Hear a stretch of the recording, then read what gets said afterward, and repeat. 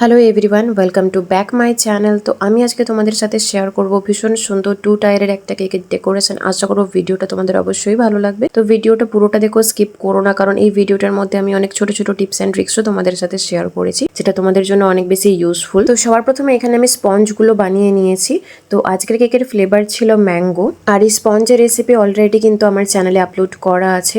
আর আজকের এই স্পঞ্জটা একদম বেকারি স্টাইলে বানিয়েছিলাম। তো আজকের এই কেকটা অর্ডার করেছিলেন একজন দাদা তার মেয়ের জন্মদিন উপলক্ষে। তো সে দাদা আমাকে জানান যে তার মেয়ের পিঙ্ক কালারের কেক ভীষণ পছন্দ, সাথে ডল কেক হতে হবে, 2 টায়ারের হবে, আর ফ্লেভারটা শুধু ম্যাঙ্গো থাকলে হবে না, ওতে পিওর ম্যাঙ্গো দিতে হবে। তো এই সমস্ত কথা মাথায় রেখে কেকটা বানানো শুরু করেছিলাম। আর এখানে স্পঞ্জে আমি কালার ব্যবহার করেছি, আর এটা একদমই ম্যান্ডেটরি নয়, তোমরা চাইলে স্পঞ্জে কালারটা ব্যবহার করতে পারো অথবা স্কিপও করে যেতে পারো। তবে স্পঞ্জে কালার ব্যবহার করলে স্পঞ্জগুলো দেখতেও অনেক সুন্দর লাগে। তো এবার আমি লেয়ার গুলোকে অ্যাসেম্বল করে নেব। আর এখানে অ্যাজ আ ফিলিং এর জন্য আমি শুধুমাত্র পিওর আম ব্যবহার করেছি। আর অবশ্যই খেয়াল রেখো আমগুলো যেন মিষ্টি হয়। যদি টক আম হয় সেক্ষেত্রে কিন্তু কেকের টেস্টটা একদমই ভালো লাগবে না। আর যদি তোমাদের কাছে পিওর আম না থাকে বা বাজেট খুব একটা বেশি নেই অথবা আমের সিজন নয়, তো সেক্ষেত্রে তোমরা অবশ্যই ম্যাঙ্গো ক্রাশটা ব্যবহার করতে পারো। আর এখানে আমি নর্মাল জল দিয়ে কেকের স্পঞ্জটাকে সোক করেছি। তোমরা চাইলে এখানে ম্যাঙ্গো ক্রাশের সাথে জল মিশিয়ে নিয়ে অথবা সুগার সিরাপের সাহায্যে কিন্তু স্পঞ্জটাকে সোক করে নিতে পারো। তো এবার যেটা সব থেকে মেন ইম্পর্টেন্ট স্টেপ, সেটা হচ্ছে ক্রাম কোটিং করা। এটা কিন্তু কোনোভাবেই স্কিপ করা যাবে না। ক্রাম কোটিং করলে কেকের ফিনিশিং খুব সুন্দর আসে। আর অবশ্যই ক্রাম কোটিং করার পর ফ্রিজে রেখে দিতে হবে 15 থেকে 20 মিনিটের জন্য। আর তোমাদের হাতে যদি বেশি টাইম থাকে সেক্ষেত্রে কিন্তু আধ ঘন্টাও ফ্রিজে সেট হতে রেখে দিতে পারো, তাহলে আরো ভালোভাবে কেকটা সেট হয়ে যাবে। আর অন্যদিকে আমি ছোট যে টায়ারটা বা উপরের যে টায়ারটা সেটাও কিন্তু ক্রাম কোটিং করে নিয়েছি, আর ওটা আর দেখায়নি তোমাদেরকে, কারণ একই জিনিস বারবার দেখালে তোমরাও বোর হয়ে যাবে। তো অন্যদিকে নিচের যে টায়ারটা ছিল সেটা আমি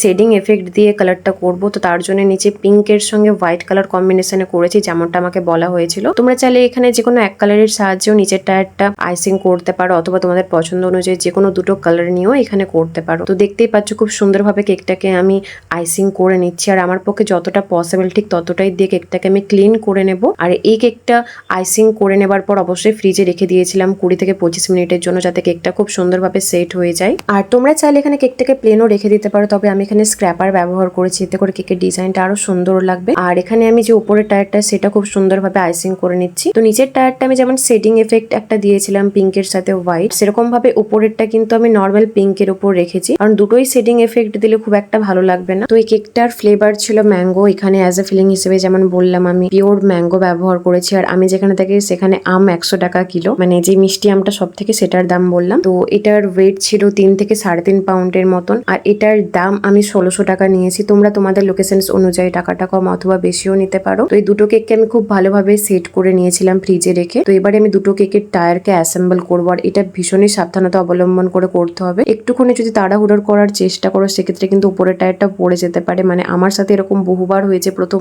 তো তারপর এখানে একটা নন এডিবল লেস নিয়েছিলাম সিলভার কালারের, সেটা খুব সুন্দরভাবে নিচের টায়ারটায় লাগিয়ে দিয়েছি। আর একটা স্টার নজলের সাহায্যে ইয়েলো কালার ক্রিমের সাথে এরকম ভাবে বর্ডারটা আমি বানিয়ে নিচ্ছি। আর ওই সেম নজলের সাহায্যে আমি উপরের টায়ারের বর্ডারটাও ডিজাইন করে নেব। আর কালারটাও কিন্তু আমি একই রেখেছি, তোমরা চাইলে অবশ্যই ডিফারেন্ট কালারও ব্যবহার করতে পারো। আর আমি জানি তোমরা আমাকে অনেকে জিজ্ঞাসা করবে যে আমি এখানে কতটা আম ব্যবহার করেছি। তো আমি তোমাদেরকে বলে রাখি, এখানে মোটামুটি 550 থেকে 600 গ্রামের 2 পিস আম আমি এখানে ব্যবহার করেছি, যেহেতু দুটো টায়ার ছিল সেজন্য। আর তারপর এখানে আমি গোলাপ বানিয়ে নিচ্ছি। যে কোনো রোজ নজলের সাহায্যে তোমরা এখানে গোলাপটা বানিয়ে নিতে পারো, তবে অবশ্যই চেষ্টা করো স্মল সাইজের গোলাপ বানানো। আর তারপর আমি এখানে নিয়েছি স্প্রে কালার। আর তোমরা যারা অনেকদিন আগে থেকে আমার ভিডিওর সাথে যুক্ত আছো তারা জেনেই থাকবে যে স্প্রে কালারই আমি বেশিরভাগ ফ্লাওয়ার বানানোর ক্ষেত্রে ব্যবহার করি। এক্ষেত্রে কালারটা ডার্ক আসে আর টেস্টও কিন্তু চেঞ্জ হয় না। তবে তোমরা অবশ্যই হুইপিং ক্রিমের সাথে কালার মিশিয়েও কিন্তু এই ফ্লাওয়ার্স গুলো বানিয়ে নিতে পারো। তো দেখতেই পাচ্ছ উপরে আমি দিয়েছিলাম 3টে গোলাপ আর নিচে দিয়েছিলাম 2টো গোলাপ। পরে আমার মনে হয়েছিল যে নিচে যদি 3টে গোলাপ দেওয়া হয় সেক্ষেত্রে কেকের লুকটা আরো বেশি সুন্দর লাগবে। তো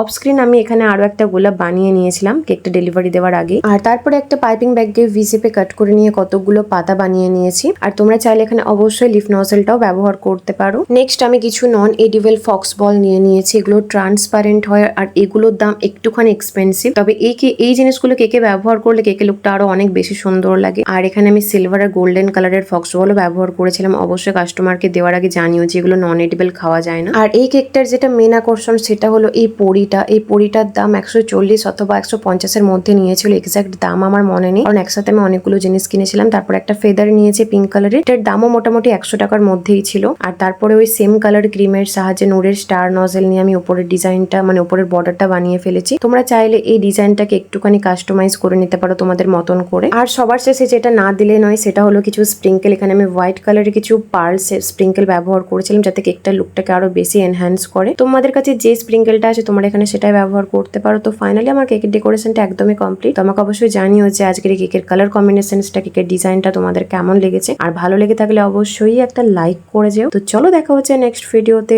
বাই বাই।